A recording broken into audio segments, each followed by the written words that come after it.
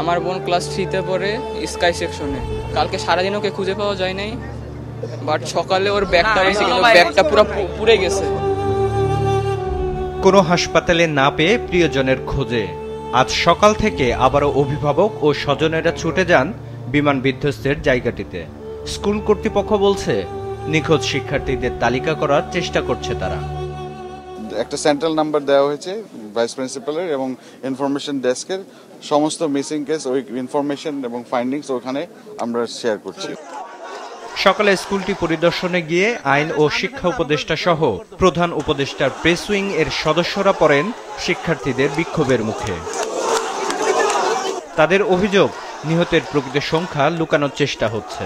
নিহতদের নাম ঠিকানা প্রকাশ, আহতদের নির্ভুল তালিকা তৈরি, ক্ষতিপূরণ, শিক্ষকদের সঙ্গে অসদাচরণের জন্য নিঃস্বার্থ ক্ষমা চাওয়া, ঝুঁকিপূর্ণ যুদ্ধ বিমান বাতিল, প্রশিক্ষণ পদ্ধতি সংস্কার, এই 6 দফা দাবিতে দিনভর উপদেষ্টাদের অবরুদ্ধ করে রাখে শিক্ষার্থীরা। কালকে এখানে দেখা হয়েছে সেনাবাহিনী আমাদের কলেজ কর্তৃপক্ষের সাথে দুর্ব্যবহার করেছে। আচ্ছা 2টা বাজে ওরা লাশ বাইর করবো কেন? আমরা এটা বিচার চাই। দুপুরে শিক্ষার্থীদের প্রতিনিধি ও স্কুল কর্তৃপক্ষের সাথে বৈঠক করে আইন উপদেষ্টা সব দাবি মেনে নেয়ার আশ্বাস দেন। এখানে কন্ট্রোল রুম স্থাপন করা হবে, ঘন্টায় ঘন্টায় আপনাদেরকে আপডেট জানানো হবে।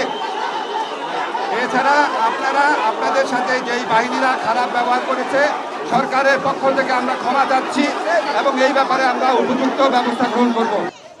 তাদের আসার খবরে আশেপাশের স্কুল কলেজের শিক্ষার্থীরাও জড়ো হয়। অতিরিক্ত পুলিশ মোতায়েন করে উপদেষ্টারা কয়েক দফা বের হয়ে যাওয়ার চেষ্টা করে ব্যর্থ হন। প্রায় 9 ঘন্টা পর রাত 8টার দিকে মেট্রো রেলের ডিপোর সড়ক দিয়ে আইন শৃঙ্খলা বাহিনীর কড়া নিরাপত্তায় বের হয় উপদেষ্টারা। পরে ব্রিফিংয়ে পুলিশ জানায়, কিছু নিষিদ্ধ সংগঠনের সদস্যরা পরিস্থিতি অস্থিতিশীল করার চেষ্টা করেছে। ধরেন অস্থিতিশীল দেশকে অস্থিতিশীল করার জন্য নানা কুচক্রী মহল নানা ধরনের ষড়যন্ত্র বা চক্রান্ত করছে। শিক্ষার্থীদের পক্ষ থেকে কাল সকাল 10টায় 10 সদস্যের দল বৈঠক করবে স্বরাষ্ট্র উপদেষ্টার সাথে। বিপ্লব হাসান, মাছরাঙা সংবাদ, ঢাকা।